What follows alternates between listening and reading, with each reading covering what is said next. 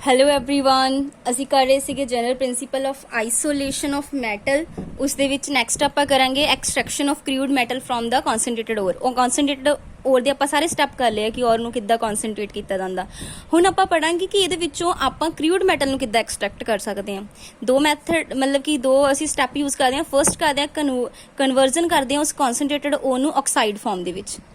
ਸਭ ਤੋਂ ਪਹਿਲਾਂ ਨੂੰ ਆਕਸਾਈਡ ਫਾਰਮ 'ਚ ਕਨਵਰਟ ਕਰਦੇ ਹਾਂ, फिर करते हैं ऑक्साइड तो मैटल फॉर्म मैटल बनाने हैं। ठीक है, मतलब मैटल जी सानू चाहिए। क्लीयर। दो बहुत ज़्यादा इंपॉर्टेंट प्रोसैस है ने कैलकुलेशन एंड रोस्टिंग, बहुत ज़्यादा इंपॉर्टेंट है ने।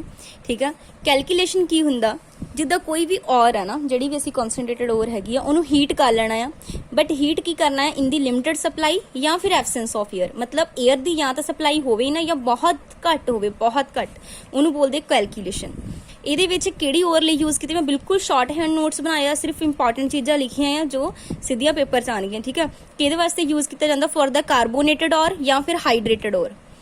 ਕੈਲਕੂਲੇਸ਼ਨ 'ਚ ਇਹ ਪੁੱਛਿਆ ਜਾ ਸਕਦਾ ਆ ਕਿ ਇੱਕ ਔਰ ਨੂੰ ਹੀਟ ਕਰਨਾ ਇਨ ਦੀ ਲਿਮਿਟਡ ਸਪਲਾਈ ਜਾਂ ਫਿਰ ਐਬਸੈਂਸ ਆਫ ਏਅਰ ਦੇ ਵਿੱਚ ਉਹਨੂੰ ਕੀ ਕਿਹਾ ਜਾਂਦਾ ਆ, ਉਹਨੂੰ ਕਿਹਾ ਜਾਂਦਾ ਕੈਲਕੂਲੇਸ਼ਨ।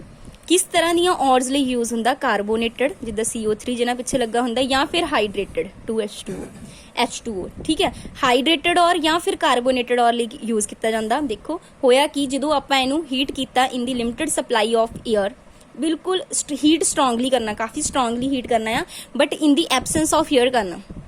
ਠੀਕ ਹੈ, ਜਦੋਂ ਏਅਰ ਦੀ ਐਬਸੈਂਸ ਨਾ ਹੋਵੇ ਜਾਂ ਲਿਮਿਟਡ ਸਪਲਾਈ ਹੋਵੇ ਤਾਂ ਦੇਖੋ ਇਹ ਆਕਸਾਈਡ 'ਚ ਕਨਵਰਟ ਹੋ ਗਿਆ। ਕਰਨਾ ਕੀ ਸੀ, ਕਨਵਰਟ ਕਰਨਾ ਹੀ ਕਨਸੈਂਟ੍ਰੇਟਡ ਔਰ ਨੂੰ ਟੂ ਉਹਦੇ ਆਕਸਾਈਡ ਦੇ ਵਿੱਚ, ਤੇ ਨਾਲ ਕਾਰਬਨ ਡਾਈਆਕਸਾਈਡ ਗੈਸ ਇਹਦੇ ਵਿੱਚ ਬਾਹਰ ਨਿਕਲ ਗਈ। ਕਲੀਅਰ। ਇਹਦੀ ਹਾਈਡਰੇਟਡ ਔਰ ਲੈ ਲਓ, ਉਹਦੇ ਵਿੱਚ ਵੀ ਆਕਸਾਈਡ 'ਚ ਕਨਵਰਟ ਹੋ ਗਿਆ, ਇਹਦੇ ਵਿੱਚ ਵਾਟਰ ਬਾਹਰ ਨਿਕਲ ਜਾਏਗਾ। ਕਲੀਅਰ। ਉਸ ਤੋਂ ਬਾਅਦ ਦੂਸਰਾ ਪ੍ਰੋਸੈਸ ਹੁੰਦਾ ਰੋਸਟਿੰਗ। ਰੋਸਟਿੰਗ ਦੇ ਵਿੱਚ ਵੀ ਆਪਾਂ ਕਨਸੈਂਟ੍ਰੇਟਡ ਜਿਹੜੀ ਔਰ ਆ ਉਹਨੂੰ ਆਪਾਂ ਉਹਦੇ ਆਕਸਾਈਡ 'ਚ ਕਨਵਰਟ ਕਰਦੇ ਹਾਂ, ਬਟ ਇਹਦੇ ਵਿੱਚ ਆਪਾਂ ਹੀਟ ਕਰਦੇ ਹਾਂ ਇਨ ਦੀ ਐਕਸੈਸ ਸਪਲਾਈ ਆਫ ਏਅਰ। ਇਹਦੇ ਵਿੱਚ ਸੀਗਾ ਲਿਮਿਟਡ ਸਪਲਾਈ ਆਫ ਏਅਰ, ਇਹਦੇ ਵਿੱਚ ਬਹੁਤ ਜ਼ਿਆਦਾ ਸਪਲਾਈ ਏਅਰ ਦੀ। ਜਿੱਦਾਂ ਸਲਫਾਈਡਸ ਔਰ ਜਿੱਦਾਂ ਇਹ ਕਾਰਬੋਨੇਟਡ ਜਾਂ ਹਾਈਡਰੇਟਡ ਔਰ ਲਈ ਯੂਜ਼ ਕੀਤਾ ਜਾਂਦਾ, ਇਹ ਸਲਫਾਈਡ ਔਰ ਲਈ ਯੂਜ਼ ਕੀਤਾ ਜਾਂਦਾ। ਜਿੱਦਾਂ ਦੇਖੋ ਜ਼ਿੰਕ ਸਲਫਾਈਡ ਆ, ਠੀਕ ਆ, ਤੁਸੀਂ ਉਹਨੂੰ ਕੀਤਾ ਹਾਈ ਮਤਲਬ ਕਾਫੀ ਜ਼ਿਆਦਾ ਸਪਲਾਈ ਆਫ ਏਅਰ ਦੇ ਵਿੱਚ ਹੀਟ ਕਰਨਾ, ਇੱਥੇ ਹੀਟ ਦਾ ਸਾਈਨ ਲਗਾ ਲਿਓ, ਹੀਟ ਕਰਦੇ ਆਪਾਂ ਇਹਨਾਂ ਨੂੰ। ਠੀਕ ਹੈ,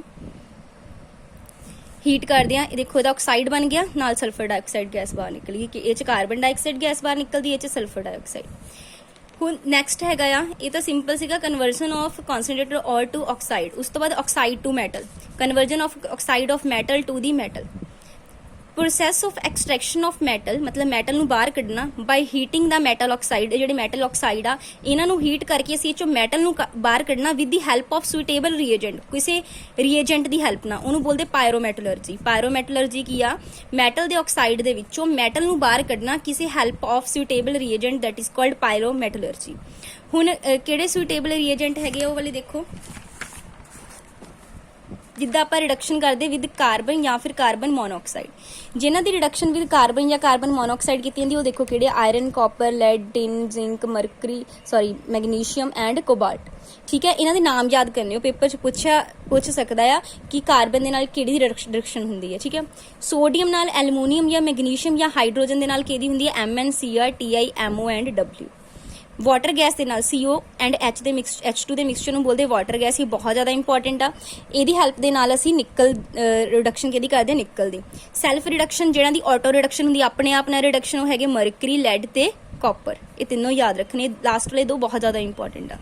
ਉਸ ਤੋਂ ਬਾਅਦ ਇਹ ਤਾਂ ਸੀਗੇ ਸਿੰਪਲ, ਆਪਾਂ ਦੇਖਿਆ ਆਕਸਾਈਡ ਤੋਂ ਮੈਟਲ ਜਾਂ ਫਿਰ ਮੈਟਲ ਨੂੰ ਆਕਸਾਈਡ 'ਚ ਕਿੱਦਾਂ ਕਨਵਰਟ ਕਰਨਾ ਹੈਗਾ, ਕਨਸੈਂਟ੍ਰੇਟਡ ਔਰ ਨੂੰ ਕਿੱਦਾਂ ਆਪਾਂ ਆਕਸਾਈਡ 'ਚ ਕਨਵਰਟ ਕਰਦੇ, ਉਹ ਮੈਥਡ ਦੇਖੇ। ਉਸ ਤੋਂ ਬਾਅਦ ਆ ਜਾਂਦਾ ਪਿਊਰੀਫਿਕੇਸ਼ਨ। ਹੁਣ ਉਹਨਾਂ ਨੂੰ ਆਪਾਂ ਪਿਓਰ ਕਿੱਦਾਂ ਕਰਨਾ ਹੈ, ਰਿਫਾਈਨ ਕਿੱਦਾਂ ਕਰਨਾ ਹੈ, ਉਹ ਲਈ ਅਲੱਗ-ਅਲੱਗ ਮੈਥਡ ਆ। ਕਿਉਂਕਿ ਹੁੰਦਾ ਕੀ ਆ, ਜਿਹੜੀ ਮੈਟਲ ਹੁੰਦੀ ਉਹ 'ਚ ਕੁਛ ਕੁ ਨਾ ਇੰਪਿਊਰਿਟੀਜ਼ ਰਹਿ ਜਾਂਦੀਆਂ, ਉਹਨਾਂ ਨੂੰ ਬਾਹਰ ਕੱਢਣ ਲਈ ਅਸੀਂ ਅਲੱਗ-ਅਲੱਗ ਮੈਥਡ ਯੂਜ਼ ਕਰਦੇ। ਜਿਵੇਂ ਫਸਟ ਹੈਗਾ ਡਿਸਟੀਲੇਸ਼ਨ। ਡਿਸਟੀਲੇਸ਼ਨ ਆਪਾਂ ਯੂਜ਼ ਕਰਦੇ ਲੋ ਬੋਇਲਿੰਗ ਮੈਟਲਸ ਲਈ।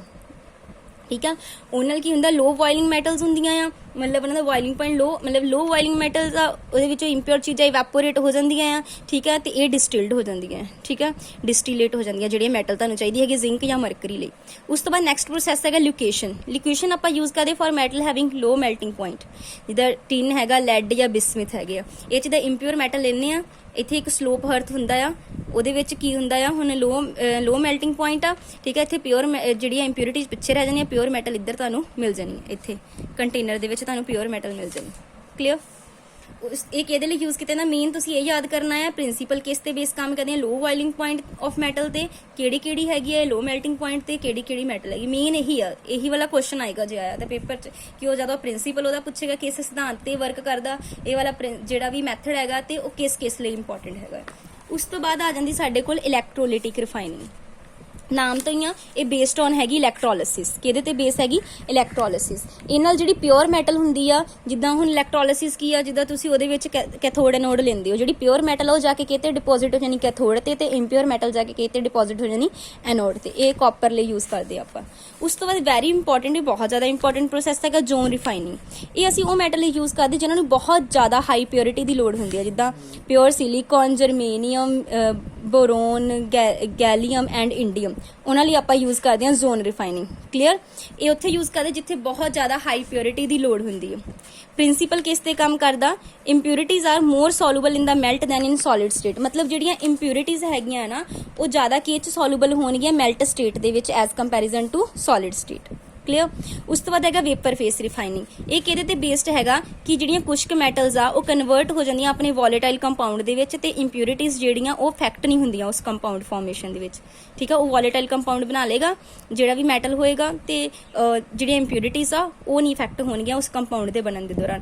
ਇਹ ਨਿਕਲ ਲਈ ਬਹੁਤ ਵਧੀਆ ਹੈਗਾ ਰਿਫਾਈਨ ਕਰਨ ਲਈ ਨਿਕਲ ਨੂੰ ਇਸ ਪ੍ਰੋਸੈਸ ਨੂੰ ਆਪਾਂ ਮੌਂਡ ਪ੍ਰੋਸੈਸ ਵੀ ਕਹਿੰਦੇ MOND ਮੌਂਡ ਪ੍ਰੋਸੈਸ ਠੀਕ ਹੈ। ਇਹ ਦੇਖੋ ਨਿਕਲ ਆ ਕਾਰਬਨ ਮੋਨੋਆਕਸਾਈਡ ਨਾਲ ਕੀਤਾ ਇਹਨੂੰ ਹੀਟ ਕੀਤਾ NiCO4 ਬਣ ਗਿਆ ਫਿਰ ਹੀਟ ਕੀਤਾ ਨਿਕਲ ਮੈਟਲ ਸਾਨੂੰ ਮਿਲ ਗਈ ਕਲੀਅਰ ਫਿਰ ਇਹਦੇ ਵਿੱਚ ਹੀ ਯੂਜ਼ ਕਰਦੇ ਹਾਂ। ਨੈਕਸਟ ਸਾਡੇ ਕੋਲ ਆ ਜਾਂਦਾ ਹੈਗਾ van Arkel method. Van Arkel method ਅਸੀਂ ਸੇਮ ਉੱਦਾਂ ਯੂਜ਼ ਕਰਦੇ ਹਾਂ ਵੋਲੇਟਾਈਲ ਕੰਪਾਊਂਡ ਵਾਂਗ ਵੋਲੇਟਾਈਲ ਕੰਪਾਊਂਡ ਬਣਦੇ ਆ ਇਹ ਅਸੀਂ ਅਲਟਰਾ ਪਿਓਰ ਮੈਥਡ ਆ ਮਤਲਬ ਕਿ ਬਹੁਤ ਜ਼ਿਆਦਾ ਸਾਨੂੰ ਅਲਟਰਾ ਪਿਓਰ ਮੈਟਲ ਚਾਹੀਦੀ ਆ ਠੀਕ ਹੈ ਉਹਦੇ ਲਈ ਯੂਜ਼ ਕਰਦੇ ਆ ਇਹ ਅਸੀਂ TI ਐਂਡ ZR ਜ਼ਿਰਕੋਨੀਅਮ ਲਈ ਯੂਜ਼ ਕਰਦੇ ਆ।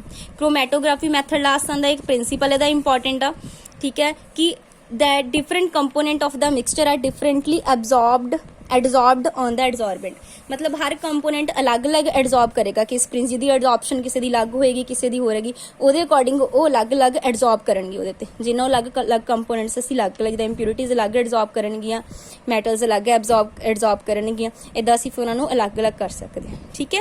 ਇਹ ਸਾਰੇ ਇੰਪੋਰਟੈਂਟ ਮੈਥਡ ਹੈਗੇ ਨੇ ਮੈਂ ਫਿਰ ਦੱਸਦੀ ਹਾਂ ਇਹਦਾ ਪ੍ਰਿੰਸੀਪਲ ਇੰਪੋਰਟੈਂਟ ਹੈਗਾ ਹਰ ਇੱਕ ਚੀਜ਼ ਦਾ ਤੇ ਉਹ ਕਿਹਦੇ ਲਈ ਯੂਜ਼ ਕੀਤੀ ਜਾਂਦੀ ਆ। ਸਭ ਤੋਂ ਜ਼ਿਆਦਾ ਇੰਪੋਰਟੈਂਟ ਜਿਹੜੇ ਹੈਗੇ ਉਹ calcination roasting zone refining van Arkel method and ਇੱਕ ਮੈਂ ਤੁਹਾਨੂੰ ਹੁਣੇ ਦੱਸਿਆ ਸੀ ਇੱਥੇ ਲਾਸਟ ਤੇ ਵੇਪਰ ਫੇਸ ਰਿਫਾਈਨਿੰਗ ਇਹ ਜਿਹੜੇ ਚਾਰਟ ਪ੍ਰੋਸੈਸ ਹੈਗੇ ਨੇ ਇਹ ਬਹੁਤ ਜ਼ਿਆਦਾ ਇੰਪੋਰਟੈਂਟ ਨੇ ਇੱਕ self reduction and this is water gas ਨਾਲ ਠੀਕ ਹੈ ਜਿਹਦੀ ਆਪਾਂ ਰਿਡਕਸ਼ਨ ਕਰਦੇ ਹਾਂ ਤੇ ਇੱਕ ਮੌਂਡ ਪ੍ਰੋਸੈਸ ਦੱਸਿਆ ਸੀ ਜਿਹੜਾ ਨਿਕਲ ਲਈ ਆਪਾਂ ਯੂਜ਼ ਕਰਦੇ ਹਾਂ।